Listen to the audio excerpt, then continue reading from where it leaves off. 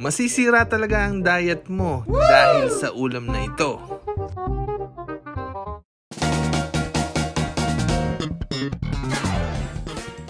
Ay dini nga sa Batangas ay kagagaling magluto ng sinaing na isda.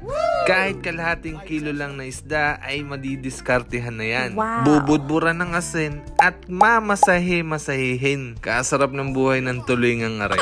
Yun nga laang mamaya ikaw ang aming kakainin. Yan mga ilang minutong masahe at relax na siya ay pwede na nating lutuin. Huwag din nating kakalimutang masahihin yung kabilang side ng isda.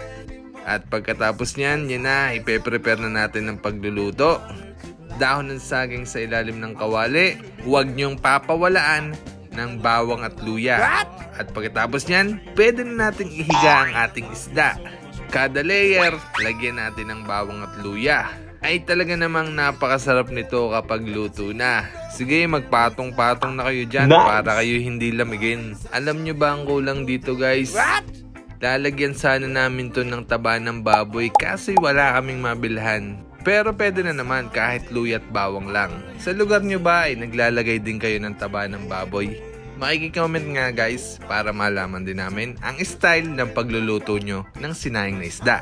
Sa ibabaw nga pala guys, nilagay natin ang pamintang durog at yung pampasarap ng sinaing na isda, ang pinatuyong kamyas. Lagyan din natin ng kaunting suka guys at kaunting tubig. Pwede na natin siyang lutuin. So guys, ang ipapartner nga pala natin dyan sa sinaing na isda ay hulaan nyo. Syempre kapag may isda, kailangan din may gulay. Magluluto tayo ng chop suey.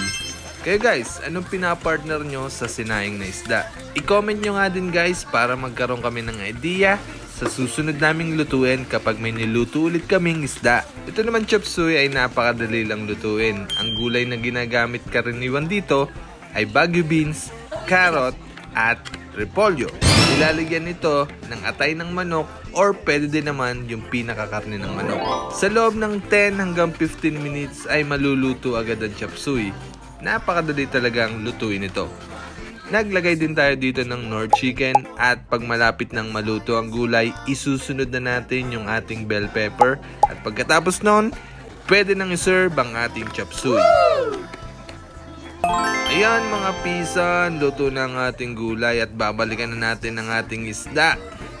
Yan na guys, kulong-kulo na at ang bango-bango ng tulingan natin.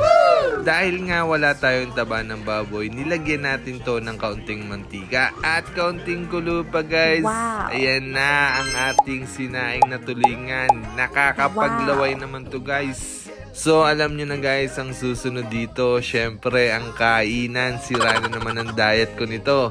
Kainan portion na guys. At kung gusto nyo rin ng sinaing na tulingan guys, let me know sa comment section. At sabihin nyo naman guys kung taga saan kayo para malaman namin kung saan nakarating ang video na ito. At huwag nyo guys kakalimutan i-like at i-share ang aming video na ito. Mag-follow kayo sa aming Facebook at YouTube para maging updated kayo sa susunod pa naming mga video. Susubo na ako guys, ang sarap!